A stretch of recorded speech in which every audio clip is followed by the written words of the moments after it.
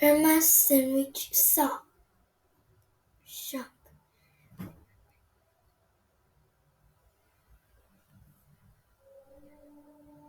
Irma opens a shop. We all like a good sandwich, and we all have our favorite. Maybe it's peanut butter and jam, or maybe it's ham and cheese with pickles and mustard. But not Irma. She did not like sandwiches, but she sure could make them. In fact, Irma loved to make sandwiches. She loved it more than anything else. Irma made lots of sandwiches, and she never heard of one she couldn't make. So no one was surprised when Irma opened a sandwich shop. Irma's shop was on the corner of Pumpernickel and Rye. It was the busiest corner in town. Everyone passed her shop at least once a day, and when they did, they had to stop. Irma nailed a large sign to the front of her shop. It read, Irma's Tasty Sandwich Shop. You name it, and I make it. Irma's famous sandwiches. There wasn't a sandwich Irma couldn't make, and it wasn't long before everyone began to believe it. If you named a sandwich, Irma would make it.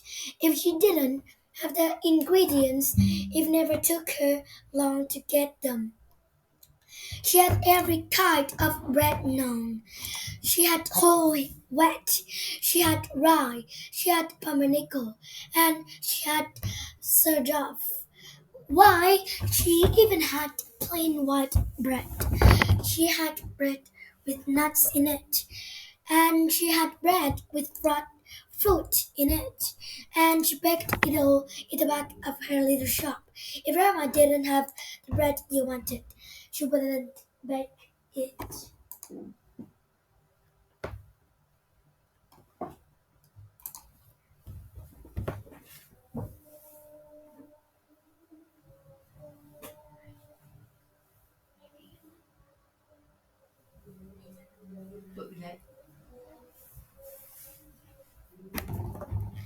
Irma's first customer was Reverend Cornwall. He wanted corned beef with Swiss cheese and sauerkraut, and he wanted it on rye bread. Emma called the sandwich a real one. It was a big hit at the shop.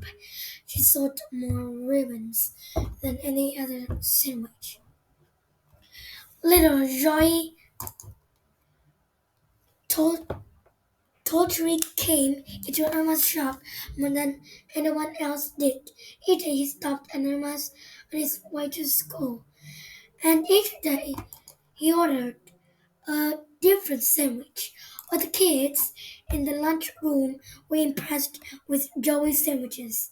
He loved sausage sandwiches with chocolate sauce and bean sprouts. But his most impressive sandwich was one stacked high with 10 different kinds of meat. Between each layer of meat was something different.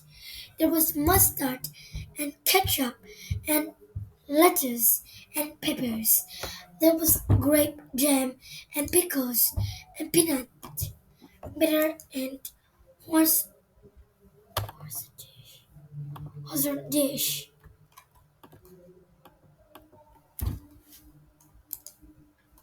Most people got a stomachache just watching Joey eat his amazing sandwich, but not Joey. He just let out a big burp as he finished. Then he would smile and wipe off his face. All the animals want sandwiches. Irma became a very famous sandwich maker. Long for every living creature was stopping by Irma's shop. Each one ordered his own or her favorite sandwich. One day, Sammy's snake slithered in from a nearby swamp. His tongue flicked wildly for the scent of his favorite meat. What can I make for you? Asked Irma. Sammy thought for a minute.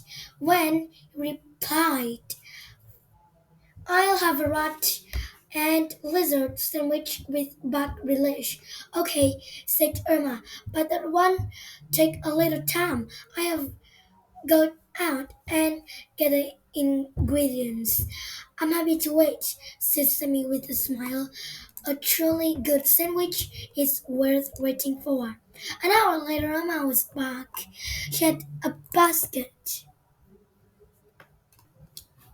full of rats and lizards and bugs.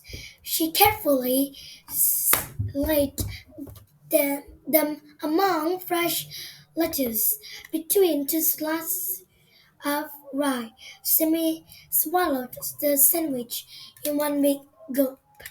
Then he slithered out of Irma's with a book in his stomach.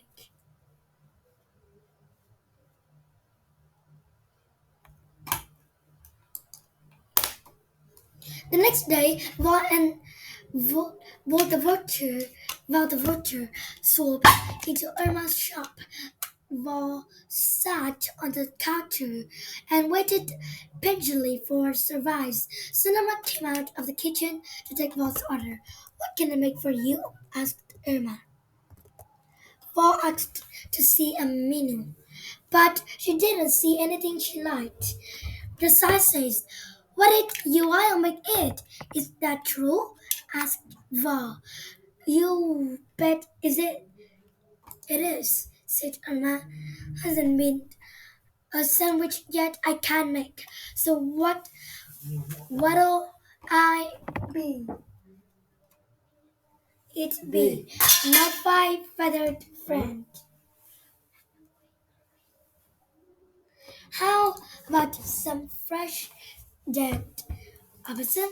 Then add some squashed crow and rinsed mouse with honey mustard, said Val. Irma just smiled, said, coming right up. After driving along the highway to collect the ingredients, she returned to the shop. She quickly made Val's sandwich. Val ripped it apart and ate it in a flash. Great sandwich, Emma, Val said as she flapped out the door. I'll be back for another in a couple of days. Irma's biggest challenge. Each day seemed to offer Irma a new challenge, but her biggest challenge came when Billy the goat walked into her shop. Welcome, Billy, said Irma as he rammed the door open with his horns. I suppose you have come to challenge my sandwich making ability. So what will you have?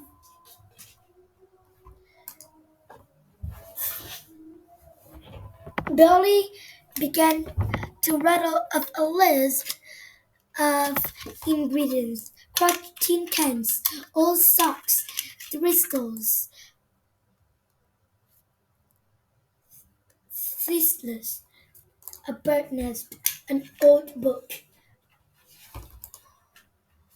an, and a head of cabbage, some pickled peppers, and some miced cheese mold, a dash of salt, and a cup of hot salsa. Is that all? Asked Irma. Yep, said Billy, but I wouldn't mind if you would toast the old socks. Whatever you say, replied Irma. What did you want? Did you want anything to wash it down with? Yeah, give me a mug of dishwater, said Billy. After the day, Irma really knew there was not a sandwich she couldn't make.